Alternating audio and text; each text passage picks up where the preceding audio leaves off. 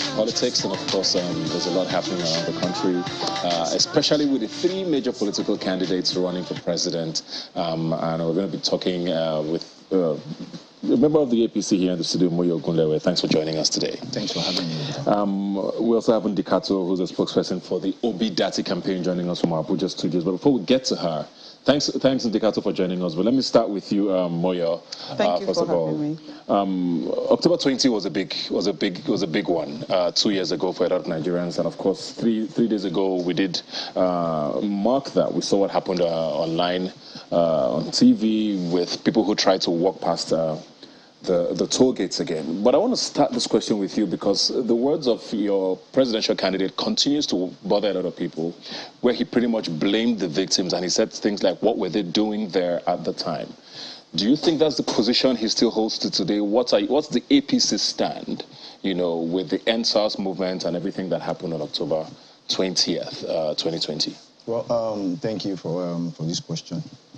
Well, for me, as far as I'm concerned, the youths at that particular time deviated from what they should have, what they were actually, what they wanted, which is EndSARS. You don't expect in a situation where during protest, a lot of things was going on. People were robbing, I was a victim of armed robbery during that period. And for me, in that situation, that clearly tells you that the youths deviated from what they were championing. A lot of them were actually even smoking Indian hemp. People were drinking on the street, playing snooker on the streets. For me, I think that should not have happened. If you are protesting, protest properly. The question is about the 20th of October, where we do know that soldiers came and opened fire. We do know because we saw what happened. We did hear the state governor a few days later on CNN confirm that soldiers came there to open fire. We did hear your current presidential candidate say that victims shouldn't have been there, basically blaming them for staying there before the soldiers came. So if you're saying that they deviated, are you saying that they deserved what happened on the 20th? No, which is what the insinuation of your presidential candidate seems to be. Don't get my presidential candidate. Don't get that right. Yeah.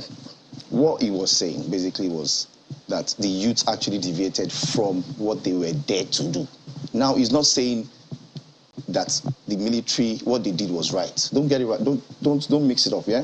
What he was saying was, at that particular time, what we were championing was right, but the mode of which we were championing it was wrong. So I think for me, if he says or if he makes that statement, then I don't think there's anything bad in that. Let me come to you now, Ndikato. You are, of course, a spokesperson for Peter Obi and Dati, their campaign. But your presidential candidate, of course, continues to be mired in controversy, with his association with probably the most notorious police officer at the time from the Okuzu police station, the Okuzu SARS police station at the time. He got called out for not speaking up, during the EndSARS, especially with what happened in Anambra State under his tenure. Why do you think he's not completely, dissociated himself from this man or this police officer, and why can't he speak up on what happened when he was governor?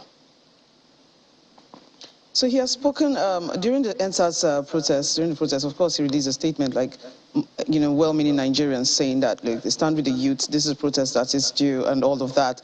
But beyond that, this is why my candidate, His Excellency Peter Obi, is pushing for the restructuring of the Nigerian police, so that at the state level, these governors can be more than just figureheads with respect to their relationships with these police officers and the police system. We cannot have a police system where these kind of things keep happening, and the governor of the state is expected to be the head of the state, but the command is coming from Abuja. So these things are very tricky. At the end of the day, you can see a movement towards correcting an anomaly like this, because writing his statements, writing his promise on what he's going to do going forward, Peter Obi has repeatedly stated that he is going to restructure the Nigerian police. We're going to have community policing. We're going to have state policing. And when things like this happen, the police are closer to the people, closer to the communities, and it is less likely for mistakes like what happened with Okuzu SARS to repeat itself again. Thank you. All right, let me stick with you now before I come back to Abuja studios. Sorry, come back to the studio here, away from October 20. I mean, the elections, the campaign is like a competition now of rallies, and people are wondering, is this a testament to, you know, what to expect in 2023? We saw record numbers of people registering to vote. We're not sure if that's going to turn into record numbers of people coming out to vote on the actual day of voting itself. What is different about what your candidate is doing this year that's changing this? Because, I mean, let's be fair, there were two major parties up until this point. People still say there are still two major parties, but maybe three candidates, including the presidential candidates of the Labour Party. What's different about what he's doing, and why does it matter now?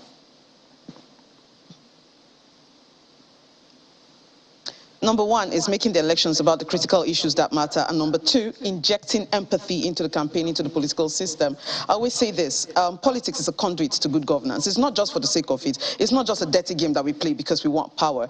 The ideal thing is that politics is the route we take towards good governance, the route we take towards delivery of services to the people. And that is what he has introduced into the campaign system, or into the campaign period in Nigeria. Prior to this, we'll have been having conversations of one candidate is jogging, the other candidate is eating corn and all of that. But right from when he hits the ground running, Peter Obi made sure that what he came here to do was to discuss the issues. There's so many issues plaguing Nigeria. And he had, I dare say, he has been the one responsible for drawing these elections right to the issues. And that is what has made this election different. Now, another thing I insist on is if you're going into an election season, right, if you do not have the emotional investment of the people, it's a waste of time. And that is what we are seeing that is different in this election. We're saying, oh, people have gone to register so much to vote. People have gone to do this. Are they going to come out?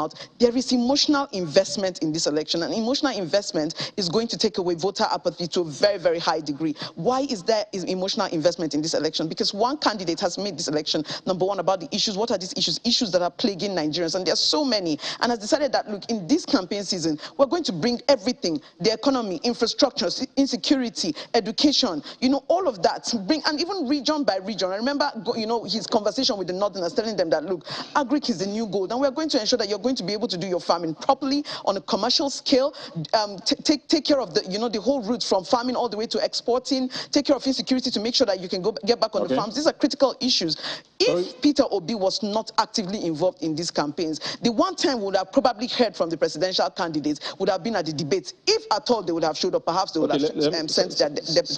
But this has put people on their toes. This has made people want to bring out their own energy, their own funds and everything. If you can hear me. Sorry to jump in there. I just wanted to ask you very quickly, because I hear you, and the argument against all of this is, yes, please. He's not different from the average politician. He's been a governor for 8 years in this same system. He has also come with this narrative, especially with his supporters, of being the messiah, and people are wary of that messiah complex. You know, we've seen that play out in this country and how it turned out eventually. Why are these two things still his selling points when he doesn't seem to be sitting well with some people? I do not think that Peter Obi has come as a messiah. I think he has come as one of us.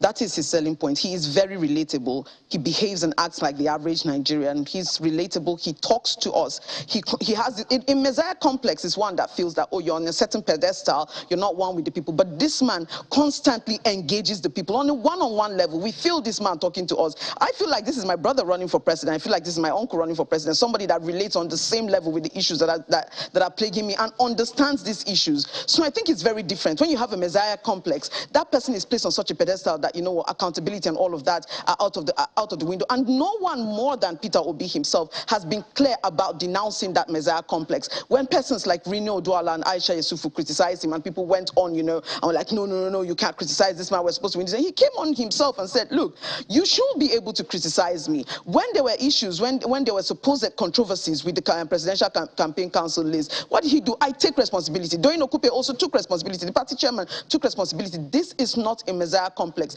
There will be people that would look at this and say, I have never seen a presidential candidate behave like this before. Okay. I haven't seen politics on this level before, and it gives me so much hope. And hope is not a bad thing, Ebuka, especially when that hope is backed by actions, that hope is backed by different behavior, accountability, and somebody actually relating to you on a level that you've never seen before, and injecting, like I've said, injecting empathy into an election system that has been lacking that for a very long time. All right, I'll come back to you, Ndu. Let me speak now with Moyo. Moyo, on the other hand, your candidate is accused of not exciting people enough. You know, he seems to be a part of a system that's been around for decades, and a part of a government now that's been in power for over 7 years, going on 8 years. You know, it's almost like what's supposed to be different from what we're experiencing now. Why should anybody care about a party that's been in government for this long, and most people are dissatisfied with, if we're being honest? What's different? Well, thank you very much. I think what we should be talking about is my candidate, basically, which is Asiwaju Bola Ahmed Tinubu.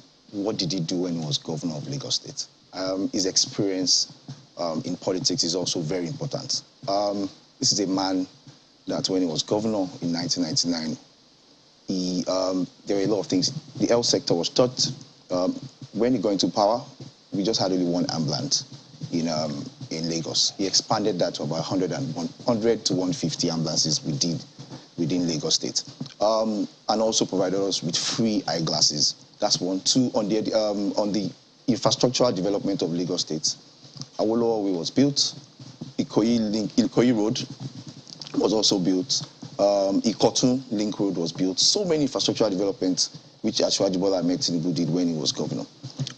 Thirdly, also on the issue of generation of revenue, you can see clearly when he got into power, we only generated about 45 million basically, but now it's getting to about 45 billion. That's what he has been able to achieve within that short period of time when he was governor. So what we're talking about is experience and what he's bringing to the table as president. And for me, I think he's the best man for the job.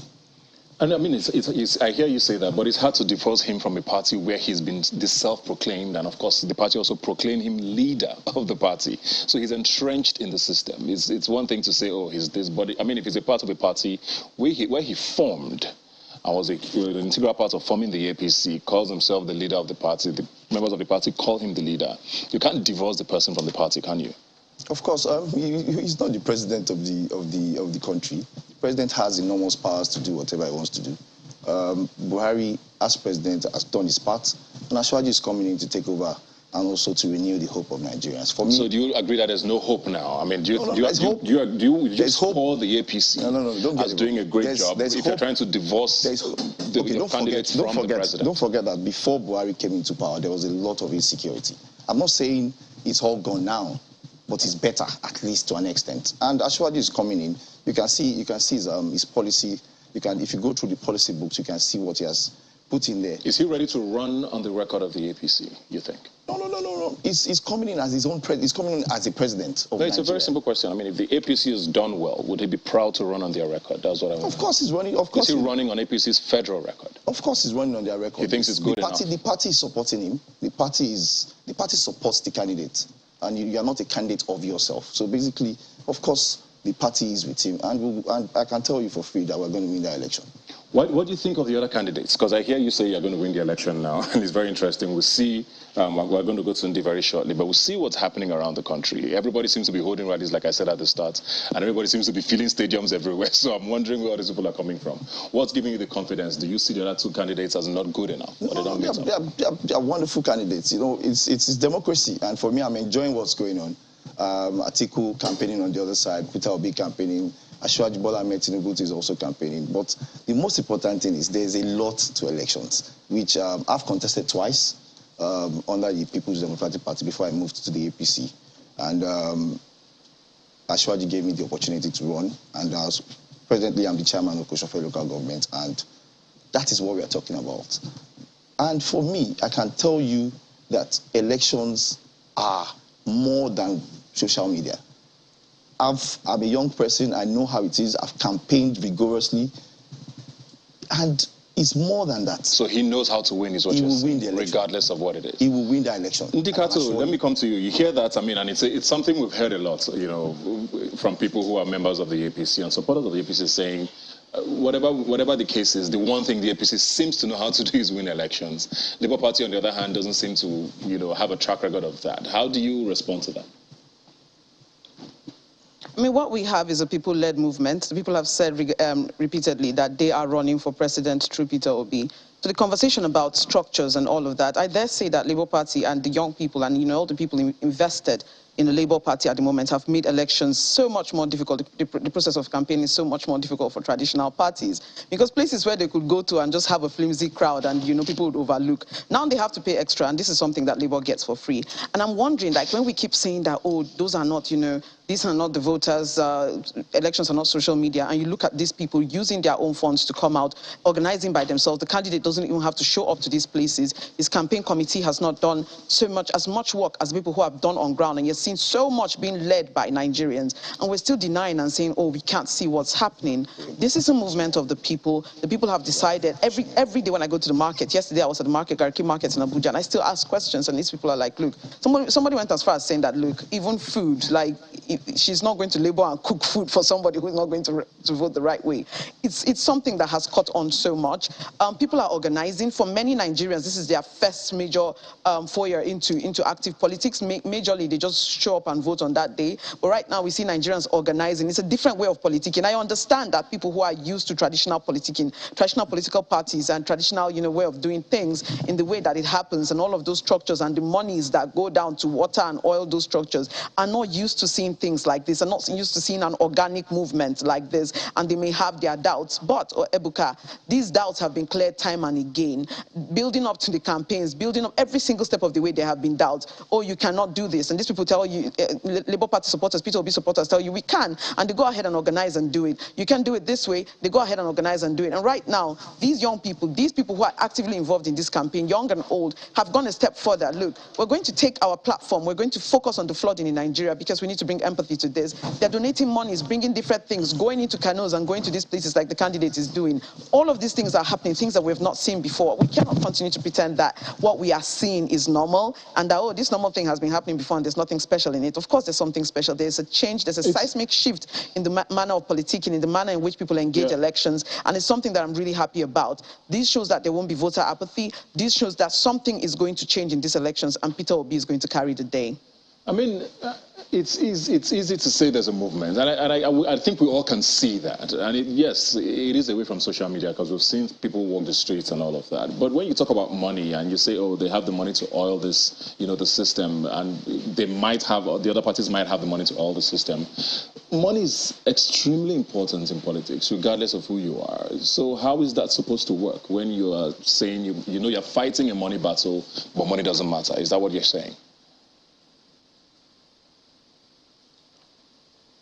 So I remember engaging in the women's program, and I said, look, Obi's candidacy is an opportunity for, you know, even minority groups, that is in terms of elections, or endangered groups in terms of elections, that is women and young people, to get into politics, because once people are emotionally invested, they bring their own. And this is how elections are supposed to be run, right? We're not supposed to have a few money bags who own political parties bringing out their monies, and then at the end of the day, it's like making an investment. They make an investment, personal investment though, not altruistic, personal investment. They make this investment into the elections, and then at the end of the day, when their candidate wins, they hope to recoup it via contracts and other forms of corruption. But what we are seeing happen, and that has made it very difficult for other candidates who do not have this kind of money, or this kind of money bags behind them. And these money bags, of course, are rent seekers from the system, people who have benefited from the Nigerian system, from corruption, of course.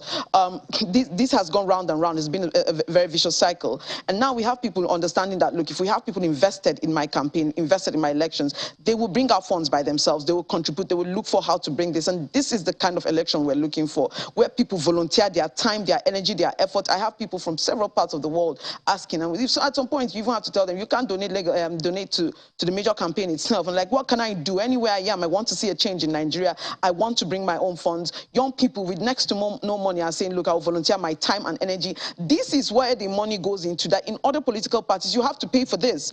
In other political parties, for somebody to shift from point A to point B, you have to pay for it a lot of the time. For people to show up for rallies, all of those T-shirts, all of those things, you have to pay for those things for people to come out. Water, money for water, Zobo, all of those things, mobilization, as they call it. There are people who are even in charge of that to make sure that these people come out. But at this point, we're seeing that, look, you just announced, look, we're gathering at this place, and people will come out with their own funds. That's where the money goes into, Ebuka. That's where the money goes into. Unless we're now saying, oh, there's also money used to rig elections, which of course is very illegal and shouldn't be happening. All right. But everything that is happening organically, when we talk about money, that is where the money should be going to. And Peter Obi is getting it for free. So when we say money elections, look, that is because people are not emotionally invested, but right now we have that. that, and that is the thing that Peter Obi has over other candidates. All right. Now, your candidate has been, accused of a lot of things, not granting interviews, not being around to campaign. There's a question about his health, which we don't necessarily need to delve into now. But I want to know, a lot of these questions, are things that young people are asking about. The Nigerian youth is about 70% of the population today. We've seen a huge number of them,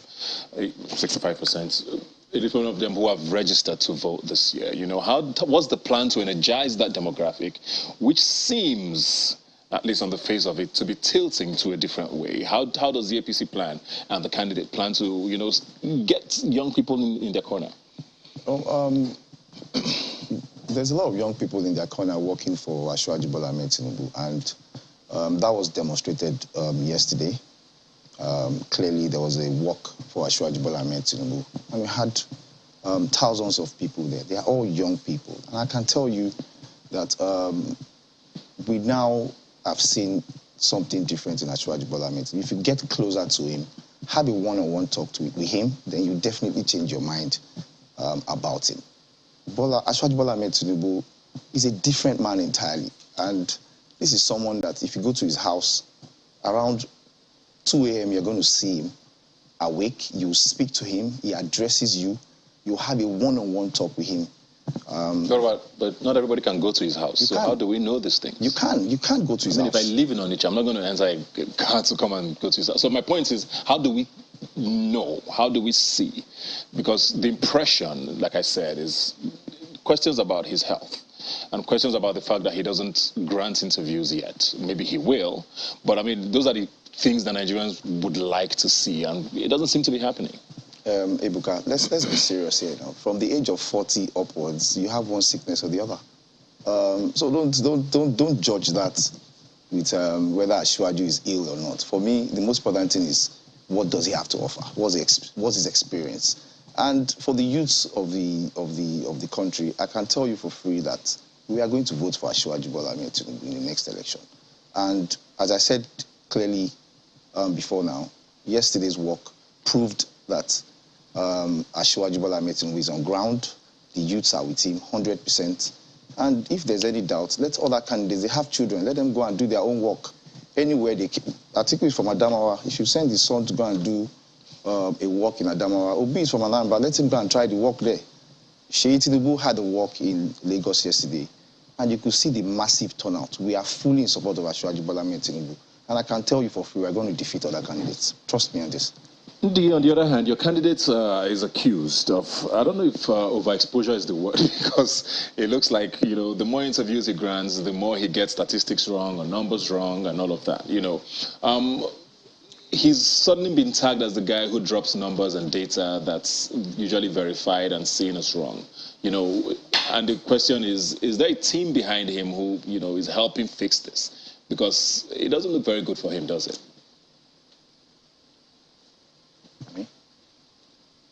So there was this video where he was having this conversation where he said, look, this is less of, I'm getting this wrong, and more of, there are several organizations that release this data. And perhaps he needs to start quoting NBS, National Bureau of Statistics, because that is the one that people recognize. So he doesn't quote another organization and people say, oh, National Bureau of Statistics says this. And I believe that video was self-explanatory.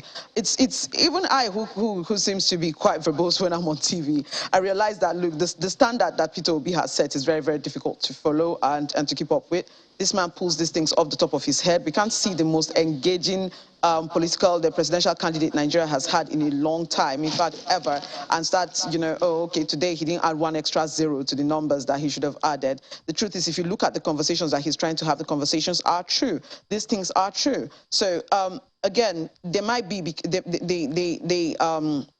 the discrepancy there might be that one organization has released one different and this different figure, and another released this different figure, and people are banking on it to say Peter Obi is lying. But he's not. Whatever he's quoting, wherever he's bringing examples from, these things are actually happening there. These things are happening there, and it is good. It is a healthy thing for us to rely on statistics and data for our conversations. Okay. So to look at the one person that is bringing that into the conversation and try to dog him, to try to make fun of him, instead of, look, let us build on this and say, look, okay, he's bringing this to the conversation. This is healthy to the conversation. This is is the route that we should go. And the more we press, the more we are able to get more correct data. We should get other candidates to join in and bring this. Instead, we are going to say, oh, the one person who is bringing this to the conversation should not be, or he's a liar and all of that. I don't think so. I don't think that that is the correct approach. I think that the best approach to this is to encourage it, to make sure that they do more of this speaking from data and facts. We literally have 30 seconds. I want to get this from you and, of course, from Moyo very, very quickly. Looking at the months ahead and, of course, February in particular, 2023, are you worried or are you excited about what's to come? Very quickly. A little bit of both. On one hand, I'm hoping that there's legitimacy for the election, that INEC does what it's supposed to do, and that institution stays strong, because that's what we need, a strong INEC to give us a flawless election where people who go to vote, their votes will count. That is what Nigerians are worried about. And on the other hand, I'm very excited. We're seeing a new way of politicking, a new way of doing things, an election that has been more than ever focused on the issues and people making their own time and effort, bringing out all of their energies, doing all they can, taking off their time off from work to make sure that they see Peter Obi at the seat of the presidency to deliver services to the people. This is a very exciting election, and I'm looking forward to February. Moyo, same question to you. I mean, the APC is in power now. The whole idea is for the people in power to continue, I believe, in your mind. Are you excited for what's to come? Are you worried, seeing how the landscape is? You know, talking about insecurity, talking about INEC, talking about the opposition. You know, what are your thoughts in the months ahead? Well, first of all, I'm not worried about the opposition at all. I can tell you again that my candidate, Asiwaju Bola Ahmed Tinubu, will win the election with a landslide. Ebuka, we're going to come back here and have this conversation. For me, Asiwaju has the spread. Asiwaju Bola Ahmed Tinubu has done so much for this country, and he deserves that seat. For me, come 2023, we're going to win the election, and we're going to defeat all opposition parties. Well, good luck to everyone. Thank you very much, Moyo. Thank you very much, Ndikato, for joining us from Abuja. We're all keeping our fingers crossed and hopeful, you know, that things go smoothly. We're all excited. I mean, it's a very, very interesting campaign season, but a very long campaign season. And we're all hoping that by February, we are all smiling and the best man gets the job across board. Thanks for joining us. I'll see you next Sunday. Please be safe out there. And my name is Ebuka Obiuchendu. Take care.